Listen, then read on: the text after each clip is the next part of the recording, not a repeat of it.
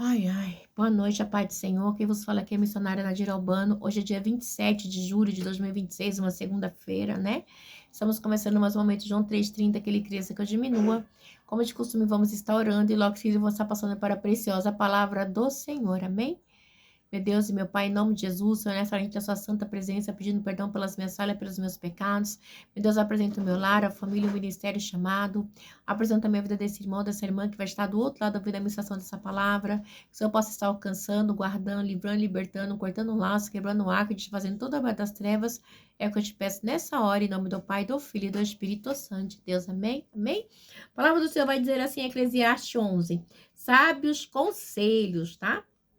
Atire o seu pão sobre as águas e depois de muitos dias você tornará a encontrá-lo.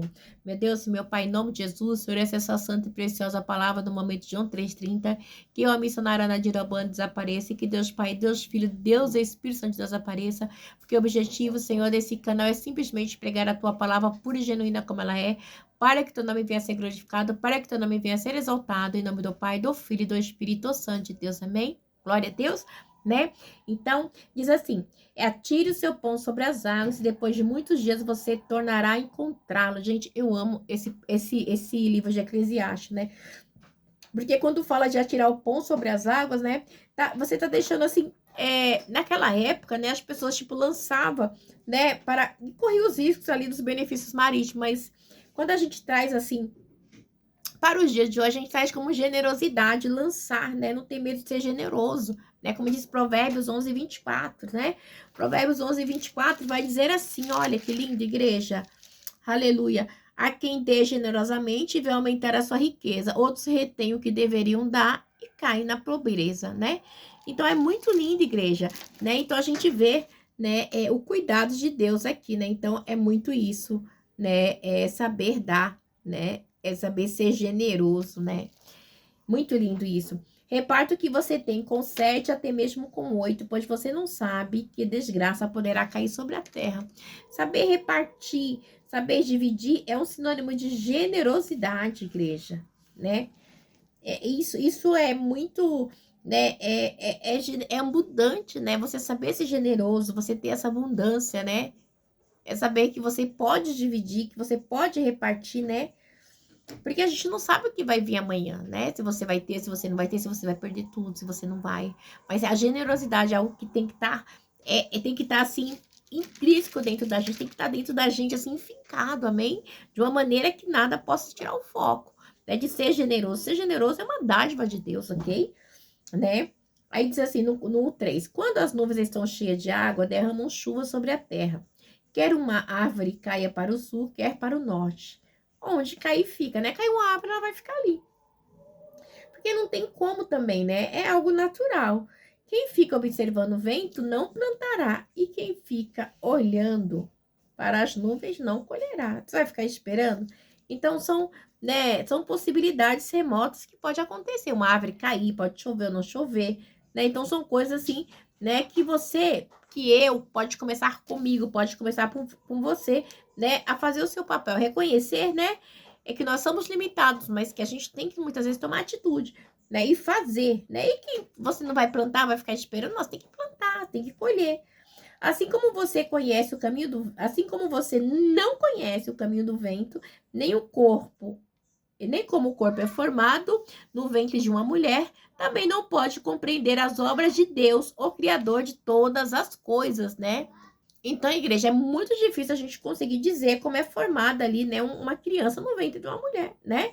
Então, e também a gente não sabe dizer para onde o vento vai, que é uma coisa tão assim, o sêmen, né, com a mulher ali, né, o sêmen do homem, né, com ali, com que a mulher tem, me esqueci o nome agora, né, junta e fecunda e nasce um ser, não tem uma explicação, né? A gente vê isso, se eu não me engano, também, acho que é em Salmo 149, né?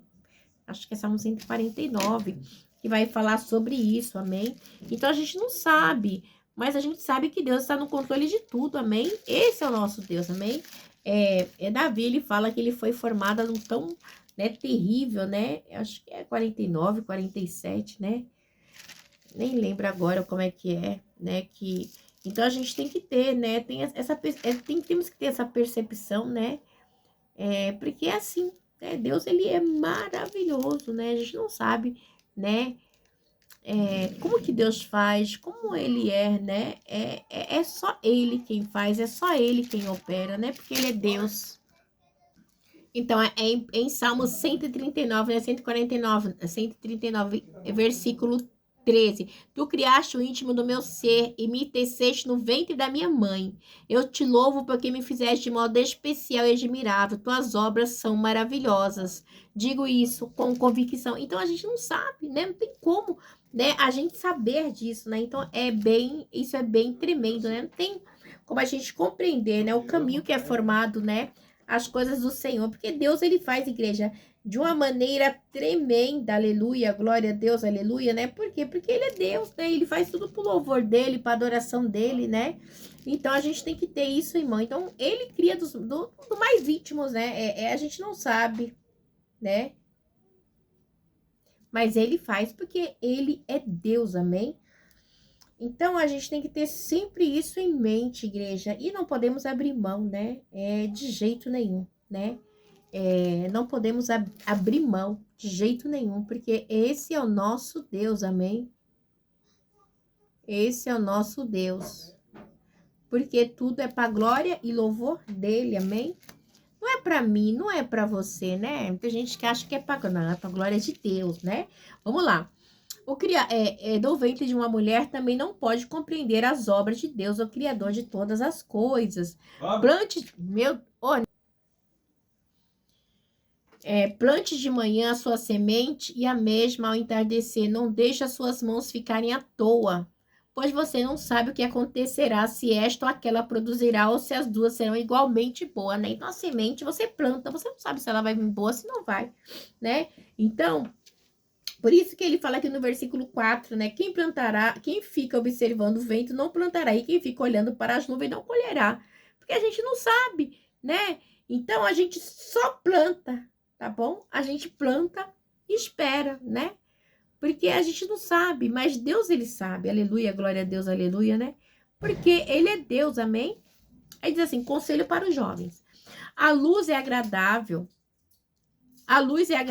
e bom ver o sol. Por mais que um homem viva, deve desfrutar da sua vida toda. Lembre-se, porém, dos dias de trevas, pois serão muitos, né? Então a gente passa dificuldade, igreja. Cara, quem não passa dificuldade, quem não tem dias de trevas, de dificuldades, né? Tudo que está para vir não faz sentido. Então a gente passa por situações de adversidades, né? Todos nós passamos, né? E isso é algo que não temos nem como contestar, porque o sol nasce para todos, né? Então, quando está na terra, está sobre o sol, né? Está debaixo aqui da terra, o sol na terra, a gente vai passar por dificuldades, né? Porque o sol nasce para todos, né? Então, é bem assim, ele deixa bem claro. Aí, diz assim, né? Vamos lá. Alegre-se, jovem, na sua mocidade, seja feliz o seu coração nos dias da sua juventude. Siga por onde o seu coração mandar, até onde a sua vista alcançar.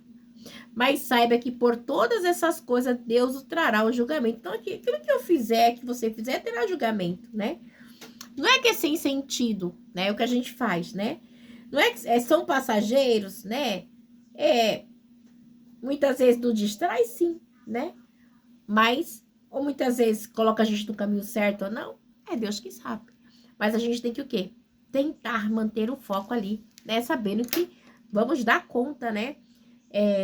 Mas saiba que por todas essas coisas Deus trará o julgamento, né? Então Deus vai trazer o julgamento, né? No dia da nossa juventude. Então aquilo que a gente quiser fazer. Sabe o que eu lembrei aqui? De Salomão. Salomão no versículo 1, amém? Ele fala isso. Ele fala que ele fez tudo o que ele queria. Quer ver? Acho que é 1? Não. 2. 2, quer ver? Eclesiastes 2, versículo 10. Não me neguei nada que os meus olhos desejaram. Não me recusei a dar prazer algum ao meu coração. Na verdade, eu me alegrei em todo o meu trabalho. Essa foi a recompensa de todo o meu. Então, ele fez tudo o que ele queria, né? Tipo assim, eu fiz tudo o que eu quis, né? Não, eu não, me recusei, amém? A deixar de fazer o que eu queria. Então, e tem a recompensa, né? Você vai fazer? Então, tenha certeza, né, que vai vir a recompensa daquilo que você fizer, seja bom ou seja ruim, né? Mas vai ter também o julgamento de Deus, ok? Que não pode passar em branco. Então, como é que fica? A gente faz o que quer e permanece assim? Não, tem o julgamento de Deus. Afaste do coração a ansiedade e acabe com o sofrimento do seu corpo, pois a juventude é o vigor e o vigor são passageiros. Igreja, ansiedade é algo que arrebenta com as pessoas, cara. A ansiedade é algo que pega muitos, né? E é meio difícil falar assim, não, irmã, eu não consigo. A gente fica, igreja. A gente fica ansiosos, porque às vezes a gente quer fazer as coisas, a gente fica pensativo, né? E, e a ansiedade, ela vem muitas vezes assim, e ela nos arrebata, tá? Porque a ansiedade, se a gente trazer para os dias de hoje, né? Ela é assim, é um anseio, a preocupação do futuro, de algo incerto, amém? E a depressão é algo do passado, né? Então a gente tem que ter sempre nesse foco aí, né? De saber o caminho certo que a gente vai estar, amém? Não deixe. Então, essa é a palavra aqui que foi dada para os jovens. Deus abençoe vocês. Tenham aí uma semana abençoada em nome de Jesus. Fiquem na paz.